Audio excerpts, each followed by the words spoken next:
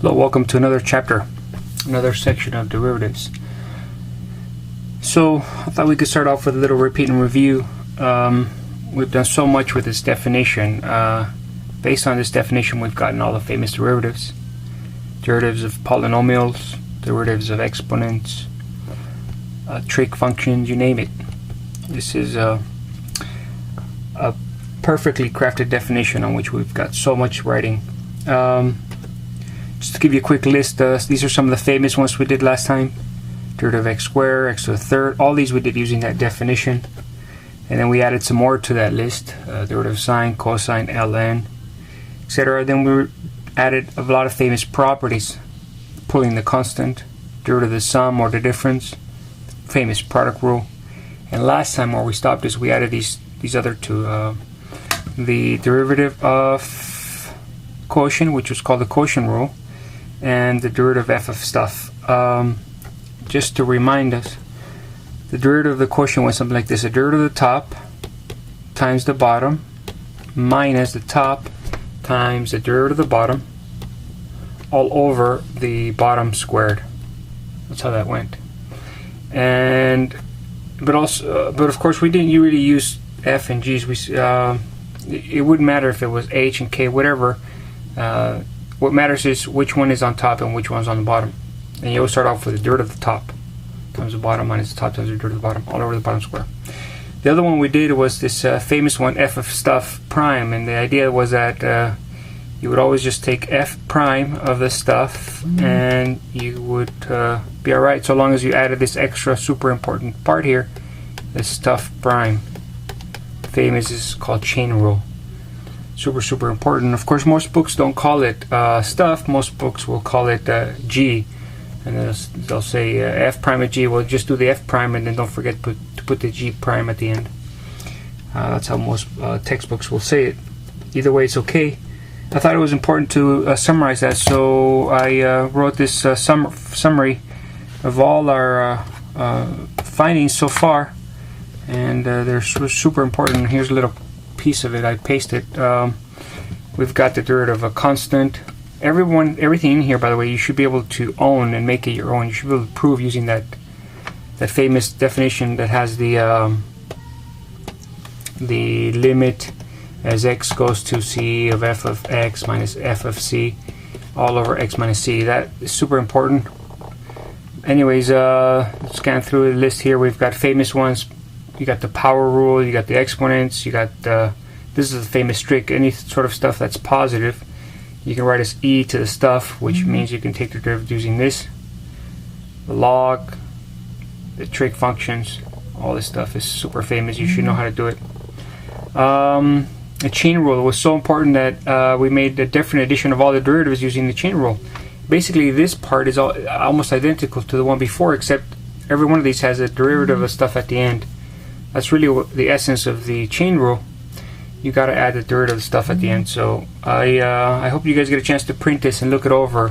Maybe go through each one of these, and once you prove it, or once you feel like you understand it and you know exactly why, you can put a little check mark on it and say, hey, I own that one. That one's mine. Okay, you should have little check marks on almost all of these. There's a few of them that we haven't done, but almost everything we've explained in great detail, the reasoning on how to get these. Okay. What we want to do today is we want to add to our list of skills here, derivative skills. So today's lesson is something called implicit differentiation or implicit derivatives, and basically the implicit derivatives I think can be broken down to three ideas. The idea is slapping a d on both sides of the equation, using chain rule on everything, and something I call super algebra. Let's run through the ideas here and see if we can make sense of them, and then you'll be really good at implicit derivatives. So slapping a d on both sides, that's the easiest step. Here's what I mean by that. Suppose you have an equation like this, and you want to find some derivatives. All you got to do, the first step is really easy. All you do is slap a d on this side and slap a d on that side. That's it. That's what you call slapping a d on both sides. If this equation is equal to, if this side of the equation is equal to that one, these two functions are the same, then their respective derivatives should be the same. That's the reasoning. That was so easy. Can't believe I get paid to do this. Watch, I'll do it again. Slap a D on this side, slap a D on that side. See how easy that is? Watch, I'll do it one more time. Slap a D on this side, slap a D on that side, just like that. Okay, that's the first essential idea involved in doing implicit derivatives. The second important idea is doing the fact that you got to do chain rule on everything. On everything we got to do chain rule. That's this paragraph over here that we talked about. You guys remember? For everything, if you're taking the derivative of power rule here, stuff to the k, you do it as normally k stuff k minus 1, but then you add the derivative of the stuff. And then if you're taking the derivative of ln, you do 1 over the stuff, and then you always never forget the derivative of the stuff. This is chain rule. That's what you got to do for today's lesson. In fact, that's what you should always do. Chain rule everything. You'll never get the wrong answer if you do chain rule. And sometimes you might get the wrong answer if you forget to do the chain rule. And let me just do a couple examples of that, doing chain rule on everything. So suppose you had something like this. Suppose you had something like x to the third, or something like y to the seventh, or something like 8, or something like x, or something like I don't know, e to the x. If you're doing chain rule, you want to make sure you do chain rule on everything. So for example, let's do this one, the derivative of y to the 7th. If you were to do chain rule on that, you'd go 7y to the 6th. That's without chain rule. And then with chain rule, you'd want to do the derivative of the y, right? That's the part that's incredibly important. That's chain rule on everything. Suppose you wanted to do chain rule on this one. You do d e to the x would be e to the stuff times the derivative of the stuff. That's chain rule. E to the stuff times the derivative of the stuff. Even if the stuff is just plain x, you still do chain rule. Here, let's do chain rule on x to the third. That would be 3x squared. That's without doing chain rule. With doing chain rule, you do dx, the derivative of x, which, of course, if you just have plain old derivative of x, it used to be 1 because that was with respect to x. No longer, now it's just dx. You see, let me make a little distinction here. If it was dx of x, that's different than the one I just did up here. This one here would be just 1. This one over here stays as dx. Okay. What's the differential of 8? D of 8, well, that would be equal to 0. The derivative of a constant is still 0. Okay. I'll try one more. How about 5x? How would you take the differential of that? The differential with respect to nothing, with the implicit differentiation, would be, well, the 5 can come out, and so that would just leave 5 dx. 5 dx. Chain rule everything. I mean everything. Think about how crazy this is. Even if whenever you're not supposed to chain rule and you do it anyways, it will never ever get you the wrong answer. Watch this. Suppose you did chain rule on this. Suppose you have 5 to the third, which, mind you, is a constant. So if I was to take the derivative of that, the d of that, that should be equal to 0. But what if you forgot that and you just went on and did 3, 5 square? Well, then you'd get it wrong. But if you don't forget to do the chain rule, it'll save you. What's the differential of 5? Well, that would be 0, so it's 3 times 5 squared times 0, which is equal to 0, which is nice. In fact, if it was something other than 5 where you don't know if it's a constant or not, this would save you. Always, always, always do chain rule. Think about how crazy that is. Watch, I'll do it again. The derivative of ln of 7. If you're careless, you might say, well, it's 1 over 7. But if you're careful, you say, well, I always, always, always do chain rule. Then you do times the derivative of 7. Well, the derivative of 7 would be 0, so you get a total of 0. So I hope you believe me. Chain rule will never ever let you down if you always, always, always, always, always do chain rule. Okay. Every once in a while, you may not need it. That's it's not so much that you don't need it, it's that you get the same answer with or without it. For example, if you have d dx of x squared, well, that's different because you'd have 2x and then you don't need it. But suppose you did do it anyways. If you forgot that you don't need it, d dx over dx, that's equal to 1, so that just gives you 2x. See, so there, even if you use it, you won't get the wrong answer. So I hope you're sold chain rule on everything. Okay. And the third idea is this idea of Uber algebra. Let me see if we can explain exactly what we mean by that. Well, let's actually do a problem here. Suppose you wanted to find solve for dy, okay, the differential of y. You could slap a d on both sides, and then you'd remember, well, that means I got to do chain rule on everything, and you'd go on and do the chain rule. That would be 3 times 2 is 6x times the derivative of x, and that would be equal to 20y to the third times the derivative of y, and then you divide by this part right here, which would be, we're going to divide both sides by the 20y to the third. That will come over here for a grand total of 6x dx all over 20y to the third. That's equal to dy. Check. Well, that's not really that much. That algebra is not that different from the regular algebra. But wait, there's more. Suppose I asked you now to, suppose I now asked you to solve for, not this one, but suppose I asked you to solve for this one, dy dx. I could divide both sides by dx, but this should make you feel very, very strange because you're dividing by something that's infinitely small, infinitely close to 0 as a matter of fact. That should trouble you.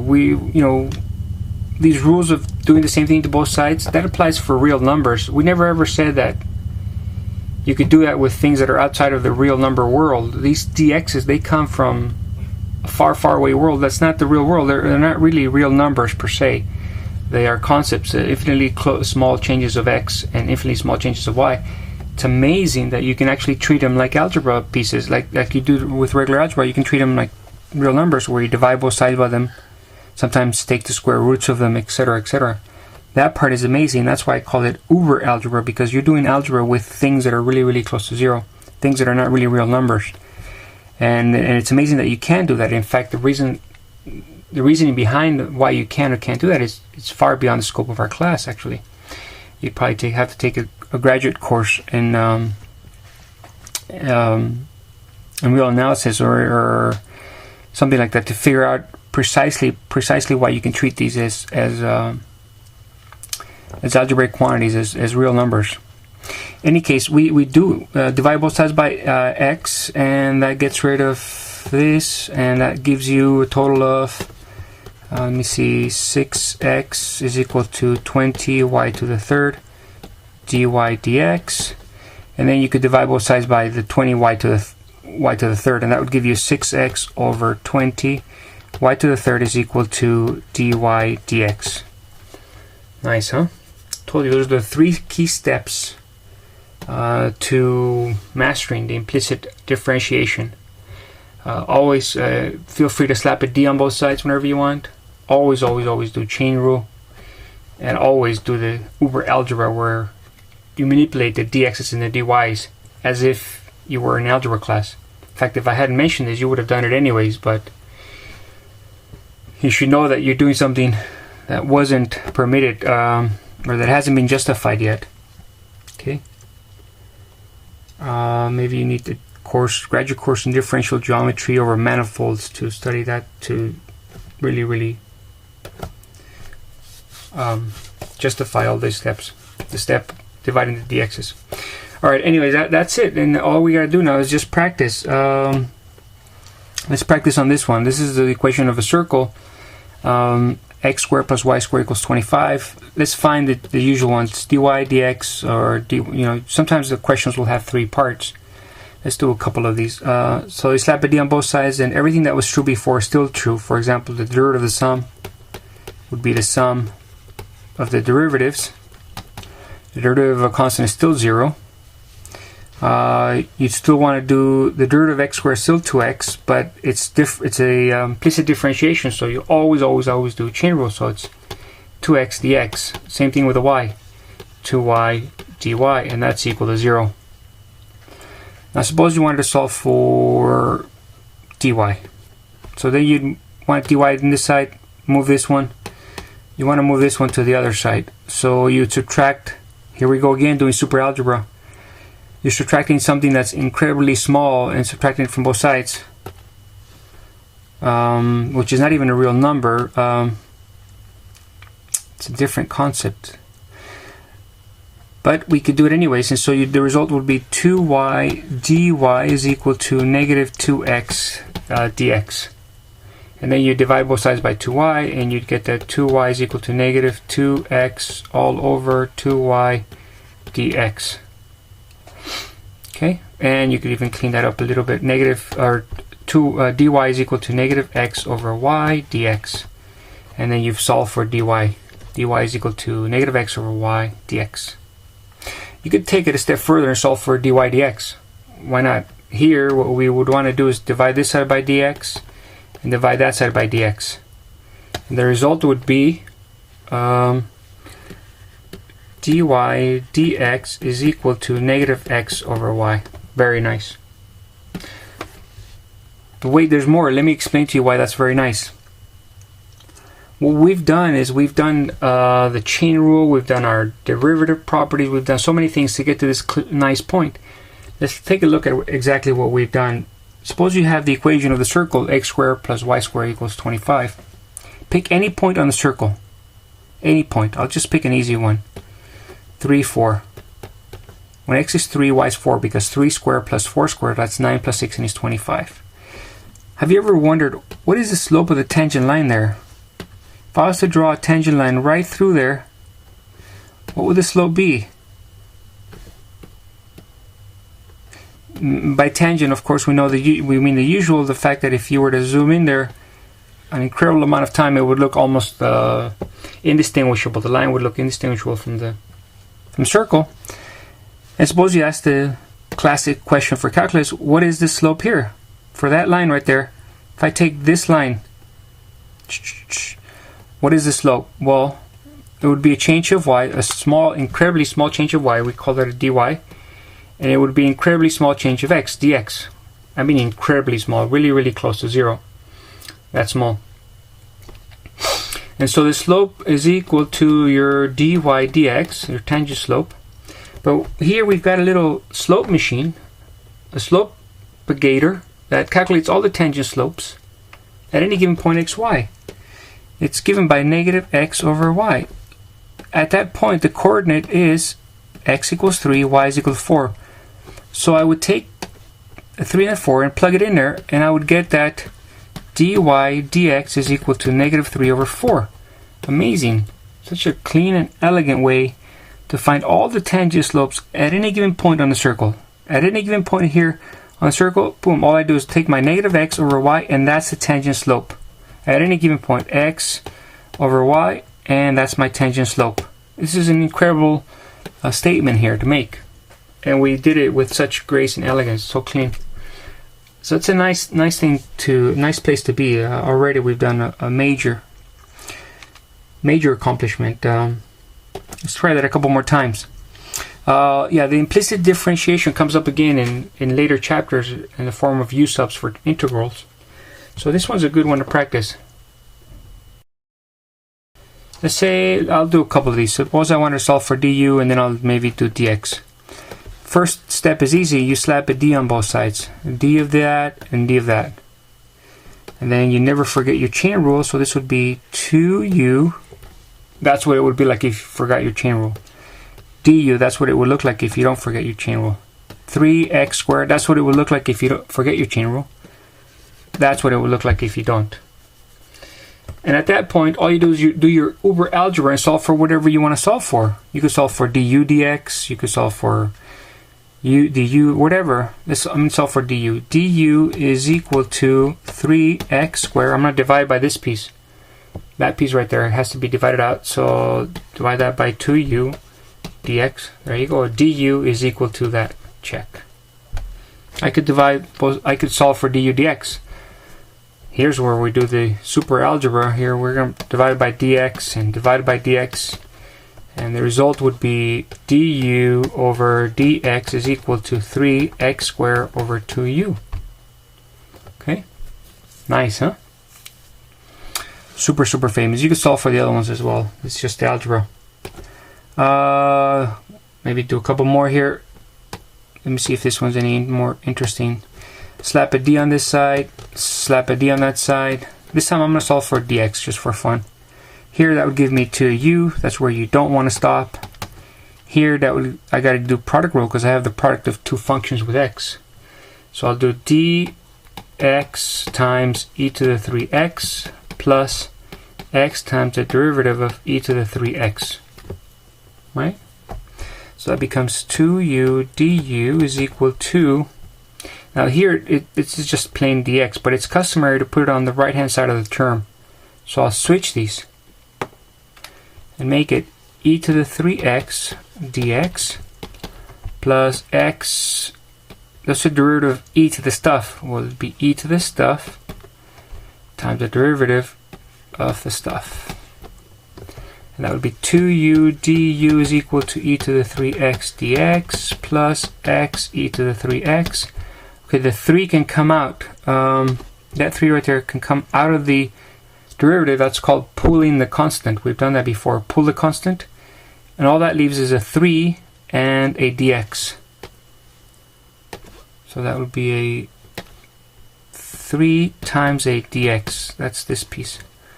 The grand total would be, when I tally everything up, 2u du is equal to e to the 3x dx plus 3x e to the 3x dx. How's that looking? Nice. And I've got a dx here and a dx here. If I want to solve for dx, I got to collect them.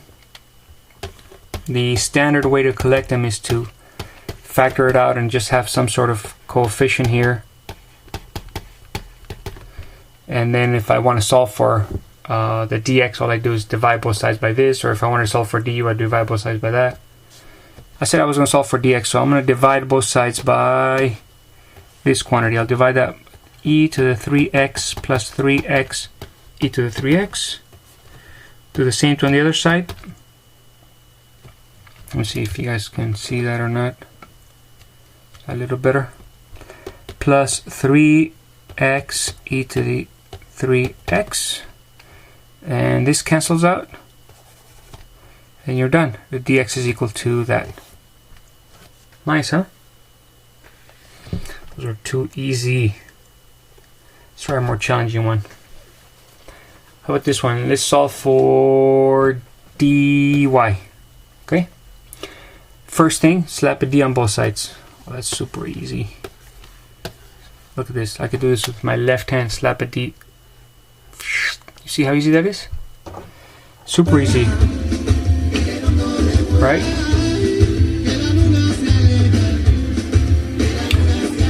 Sometimes excellent teachers just wait. Alright, so let's do sine of stuff. The derivative of sine of stuff would be cosine of the stuff times the derivative of the stuff. Alright, I got a bunch of pieces here. I'll do each one separately. I'll do that one separately. I'll do that one separately. That one separately. The derivative. I'm doing chain rule on everything. So that would be 4y to the third plus, I'm just kidding, you need a dy there. 6y dy plus 1 over x. I'm just kidding, you need a dx here. Always chain rule. And I could even do something better on this one. Cosine of x to the third.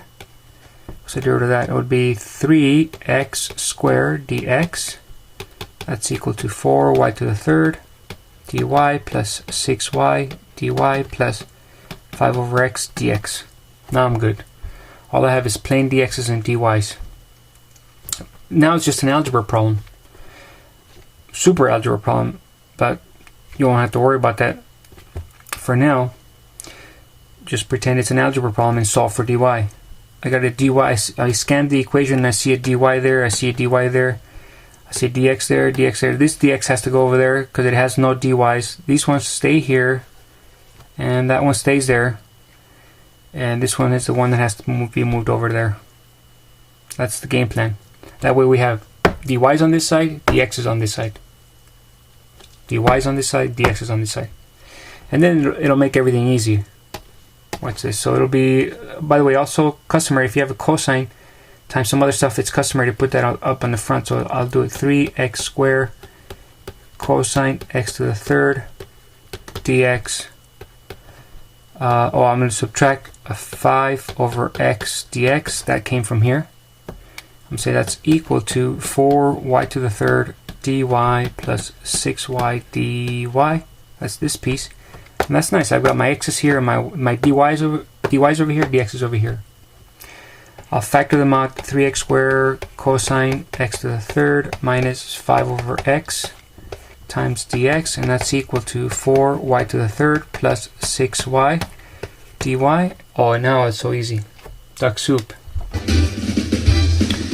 So easy. Because now, if you want to solve for dx, well, you just divide both sides by this. If you want to solve for dy, you just divide both sides by the coefficient. Whatever you want, everything is here. Let's say I wanted dy dx. So I want that. So I'm going to divide both sides by this piece. And so this is easy as algebra. 4y to the third plus 6y. Divide that by 4y to the third plus 6y. And there you go. Your dy is equal to, well, it's equal to this thing. Let me see if I can get you to see it. Yeah, I got room. I'll just write it neatly here.